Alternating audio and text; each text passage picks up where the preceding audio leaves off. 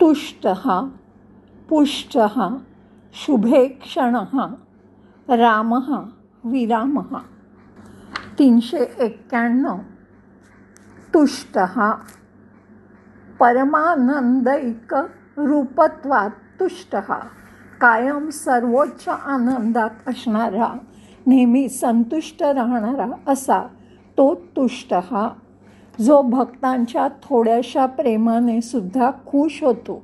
गीतेमध्ये परमेश्वर म्हणतात, पत्रम पुष्पम फलम तोयम, काहीही दिलं पण ते प्रेमाने दिलं तर ते मी स्वीकारतो असा खुश होणारा.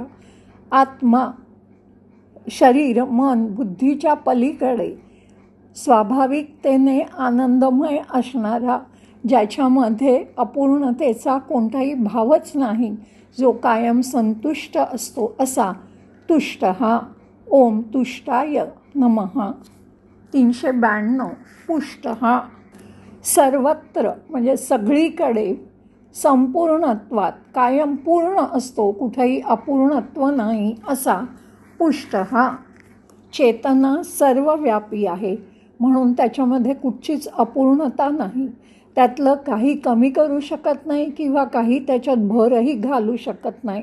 प्रत्येक रूपामध्ये जो पूर्णत्वानी असतो असा पुष्टः. ओम पुष्टाय नमः. 393 शुभे क्षणः ईक्षणम दर्शनम यस्य शुभम, जे ज्याचं दर्शन हे शुभ आहे असा, तर तो काय करतो, शुभम शुभम लोकांचं शुभ करतो. मुमुक्षूणां मोक्षम, मुमुक्षूंना मोक्ष देतो. भोगार्थीनां भोगदम, म्हणजे भोग ज्यांना हवे असतात त्यांना इच्छित भोग प्रदान करतो. सर्व संदेह विच्छेद, मनामध्ये असलेले सगळे संशय दूर करतो. पापीनां पावनः, पापी लोकांना पावन करतो. हृदय ग्रंथी विच्छेदकरम, हृदय ग्रंथीचं विच्छेद करतो. सर्व कर्मणां क्षपणम, सर्व कर्माचा नाश करतो. अविद्यायाश्च निवर्तकः, अविद्या नाहीशी करतो असा तो शुभे क्षणः. सर्व शुभ दृष्टी, त्याच्या दृष्टीतून भक्तांसाठी कायम आशीर्वाद येतात.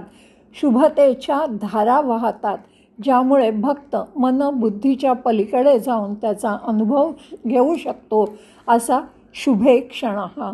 ओम शुभे क्षणाय नमः.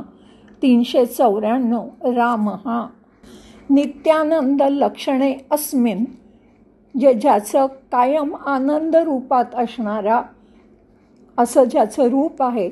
योगिनः रमन्ते इति, ज्याच्यामध्ये योगी कायम रमलेले असतात असा रामः.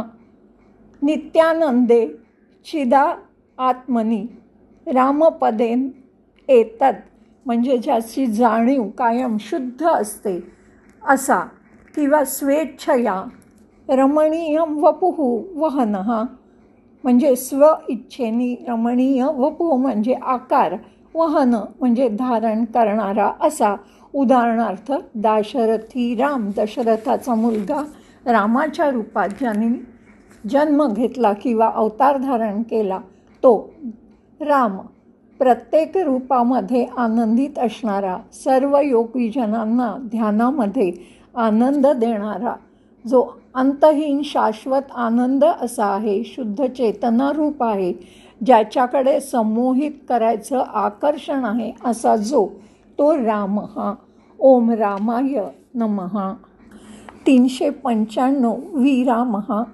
विरामः म्हणजे जिथे संपतं, एंड होतो. प्राणिनाम अस्मिन्, ज्याच्यामध्ये प्राण्यांचा अंत होतो किंवा अंतसमयी प्राणी ज्याच्यामध्ये जातात तो विरामः.